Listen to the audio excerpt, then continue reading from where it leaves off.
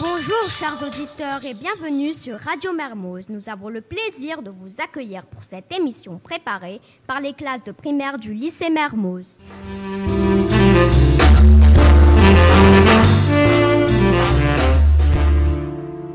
Quelles sont les actualités de Mermoz mais aussi dans le monde? Les ceux-de-ci nous tiennent informés. Le crash de l'avion Boeing 737 de la compagnie Ethiopian Airlines s'est déroulé le dimanche 6 mars. 6 minutes après son décollage d'Addis Abeba, les 157 passagers de 35 pays différents ne sont jamais arrivés à Nairobi.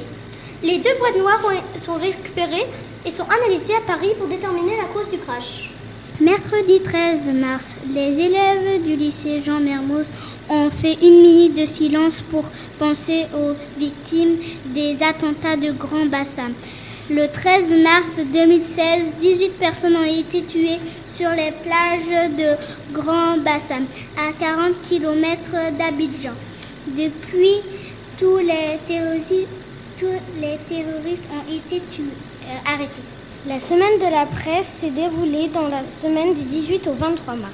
Lundi 18 mars, tous les élèves du lycée Jean Mermoz ont rencontré un journaliste à la BCD, M. Sidi Yansene, travaille pour la radio RFI, mais aussi pour la presse écrite comme Jeune Afrique. Sa rencontre a permis aux élèves de mieux connaître le métier de journaliste. La Grande Lessive est une exposition artistique où les œuvres au format A4 sont accrochées sur un fil comme du linge qui sèche. La dernière édition qui s'est déroulée le jeudi 28 mars autour de la fontaine du lycée fut une vraie réussite. Le thème qui était la couleur et le numérique a beaucoup inspiré les élèves. Les parents qui sont venus très nombreux à admirer les œuvres ont beaucoup apprécié. Les poulets de Mermoz se sont déroulés le vendredi 8 mars. On vous rappelle que c'est une course d'endurance. Les élèves de la grande section jusqu'à la terminale ont couru pour récolter de l'argent. L'argent récolté servira à aider des orphelins et une lycéenne gravement malade. Merci d'avance pour votre générosité. Le vendredi 15 mars, c'était la journée du climat. Tous les élèves de Mermoz ont participé à cette journée comme une jeune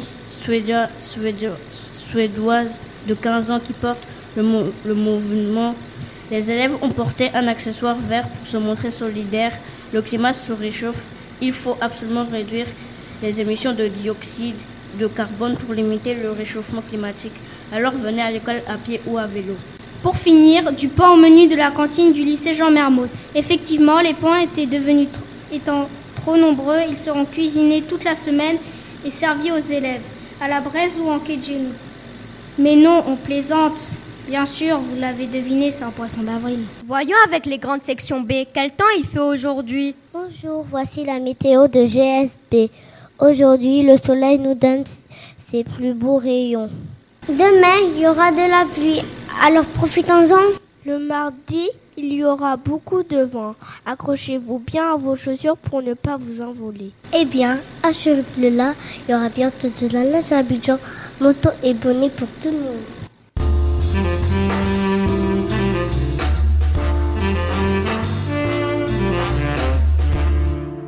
Les ceux de A, expliquez-nous comment une boule peut perdre la boule.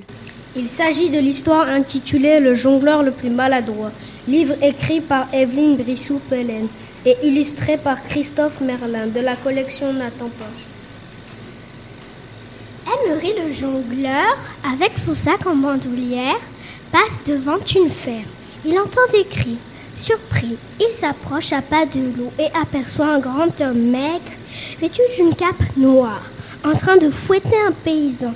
Emery demande à l'intendant du château pourquoi il s'acharne tant sur ce pauvre paysan. L'intendant accuse le paysan de voler du grain appartenant au seigneur. Voilà donc qui explique cette bastonnade. Le jongleur détestait voir fouetter les pauvres. Calmement, il sort de son sac 5 grosses boules et se met à jongler avec. Malencontreusement, l'une d'elles lui échappe et file droit vers la tête de l'homme au fouet. On entendit un grand bruit, pac. L'entendant tombe face contre terre. Vous voulez savoir la fin de cette histoire? Alors restez connectés sur Radio Mermoz. Et maintenant, amusons-nous avec les charades écrites par les élèves de CPC. Mon premier est la première syllabe de étoile. Mon deuxième est la première syllabe de collection. Mon tout est où on travaille. À toi. Mon premier est un animal qui miaule. Mon deuxième est un animal qui vit dans les égouts. Mon troisième est le chiffre qui suit 1. Mon tout est une devinette. À toi, Lucie.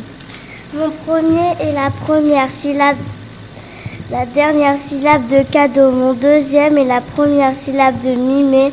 Mon troisième est la deuxième syllabe de rhinocéros. Mon tout est un jeu. À toi, Amir. Mon premier est la première syllabe du mot président. Mon deuxième est la deuxième syllabe du mot gorille. Mon troisième est la première syllabe du mot marmite. Mon tout est un nom d'oiseau de conte. Mon premier est la première syllabe de Émile. Mon deuxième est blanc et se mange. Mon troisième est la dernière syllabe de poisson. Mon tout est un animal qui pique. Allez, un peu de culture artistique. Les CM2C vont nous parler de Picasso et des arts premiers. Qui est Pablo Picasso? Pablo Picasso est un artiste d'origine espagnole du XXe siècle. C'est un artiste très célèbre, plus de 50 000 œuvres lui sont attribuées. Picasso a été un grand collectionneur d'art premier, aussi appelé art primitif. C'est quoi l'art premier? C'est l'art des sociétés traditionnelles sans écriture. Il regroupe l'art d'Afrique, d'Océanie, d'Asie et des Amériques. Il comporte les masques, les statues, les fétiches, les objets du quotidien. C'est quoi le rapport entre Picasso et l'art premier? Picasso découvre l'art premier auprès d'amis artistes de l'époque, dont Georges Braque. Il est inspiré par l'originalité et la force de ses œuvres. C'est une vraie découverte pour Picasso et d'autres artistes. Pourquoi s'est-il inspiré de l'art premier? Picasso a voulu changer les règles en matière d'art. Il a voulu casser les codes et il a créé des œuvres totalement différentes. Quelle œuvre de Picasso a été inspirée par l'art premier? La première œuvre la plus célèbre est une peinture. Elle s'appelle Les Demoiselles d'Avignon et date de 1907. Picasso peint des femmes et certaines d'entre elles portent des masques africains. C'est l'apparition du cubisme. Quelle a été la réaction du public? Ce tableau va provoquer énormément de critiques, car Picasso ne peint pas de façon réaliste. Les corps des femmes sont peints de façon géométrique et tout le monde n'apprécie pas ce nouveau mouvement dans la peinture. Était-il le seul artiste influencé par l'art premier? De nombreux artistes ont été influencés. Par exemple, Matisse dans sa peinture, Portrait de Madame Matisse, Alberto Giacometti dans sa sculpture La femme cuillère, Man Ray dans sa photographie noire et blanche, et Brancusi dans sa sculpture Mademoiselle Pogani. Tous ces artistes dont Picasso ont fait découvrir l'art premier à travers le monde et encore aujourd'hui, de nombreux musées achètent des objets d'art premier, les exposent et les font découvrir au public.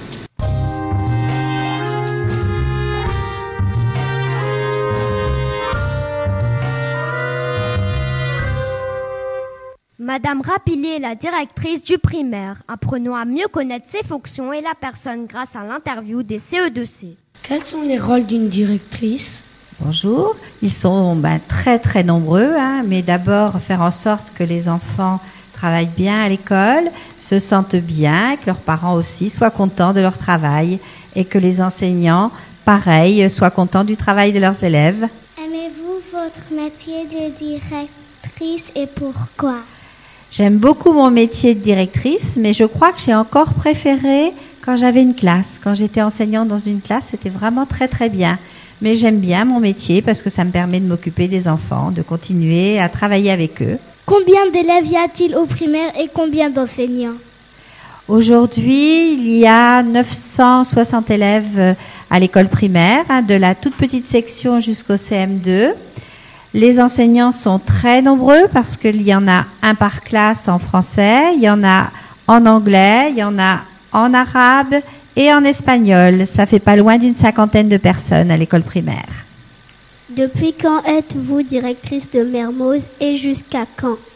Alors, je suis directrice de Mermoz depuis l'ouverture du lycée, donc depuis septembre 2014, et je partirai à la fin de cette année scolaire. Pourquoi avez-vous créé le Dépose Minute? Alors, c'est pas moi qui ai créé le Dépose Minute.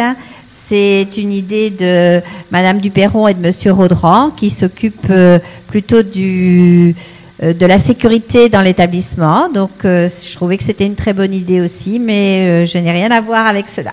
Pourquoi a-t-il un uniforme à l'école et pourquoi un uniforme de sport ? Alors, l'uniforme, c'est très important. Moi, j'ai eu l'occasion de travailler dans des établissements où il n'y avait pas d'uniforme. Et selon les moyens des familles, il y avait des enfants qui avaient de très beaux vêtements, d'autres un peu moins beaux. Là, du fait qu'il y a un uniforme, tout le monde est habillé pareil, que ses parents aient beaucoup d'argent ou pas d'argent du tout.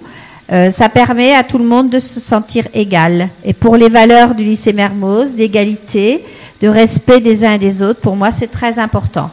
Et pour le sport, évidemment, quand il y a des compétitions à l'extérieur, ça permet de reconnaître les élèves du lycée. Et puis d'être tous rassemblés finalement sous un même logo. Quand le prochain bulletin sera-t-il disponible aux parents ? C'est le 12 avril pour les élèves du cycle 2 et du cycle 3. Pour la maternelle, ce sera à la fin de l'année comme pour le 3e trimestre, c'est-à-dire le 30 juin. Merci beaucoup pour votre présence pour cette émission, Madame Rapilly. Merci à vous, parce que c'était vraiment très intéressant de vous rencontrer.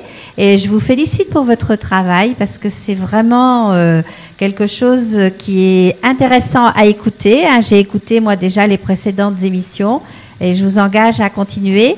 Et je peux même ajouter que j'aimerais bien qu'il y ait un studio, rien que pour le primaire, l'année prochaine. On essaye de travailler à ça avec vos enseignants.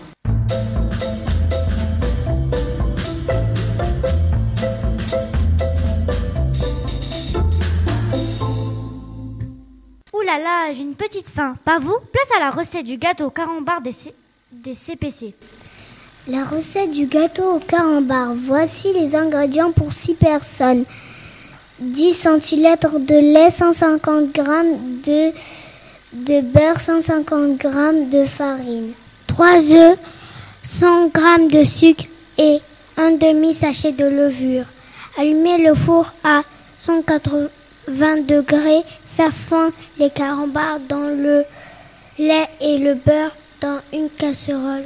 Mélangez les œufs et le sucre. Ajoutez la farine et la levure. Ensuite, on ajoute les carambars fondus. On verse la pâte dans un moule à gâteau et on laisse cuire 35 minutes à 180 degrés. Bon appétit. Nous suivons votre ramage CRCE2A. Le corbeau et le renard. Maître corbeau sur un arbre perché tenait dans son bec un fromage. Maître renard par l'odeur alléchée lui tint à peu près ce langage. « Eh, bonjour monsieur du corbeau, que vous êtes joli, que vous me semblez beau. Sans mentir, si votre ramage se rapporte à votre plumage, vous êtes le phénix des hôtes de ces bois. » À ces mots, le corbeau ne se sent pas de joie. Et pour montrer sa belle voix, il ouvre un large bec, laisse tomber sa proie. Le renard s'en saisit et dit « Mon bon monsieur, apprenez que tout flatteur vit aux dépens de celui qui l'écoute. Cette leçon vaut bien un fromage, sans doute. » Le corbeau, honteux et confus, jura mais un peu tard qu'on ne l'y prendrait plus, d'après Jean de La Fontaine.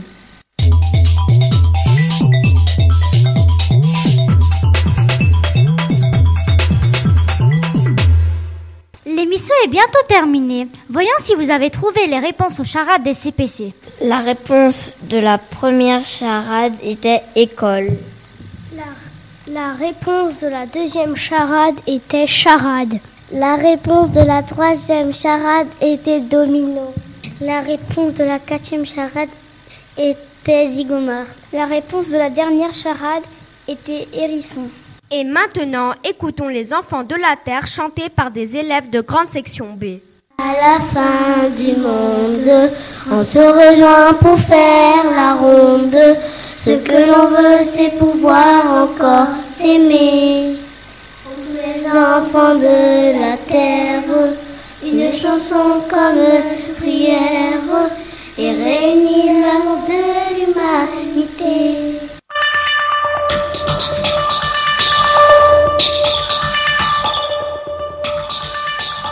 Cette émission préparée par les classes de l'école élémentaire est maintenant terminée. Nous vous disons à très bientôt sur les ondes de Radio Mermoz.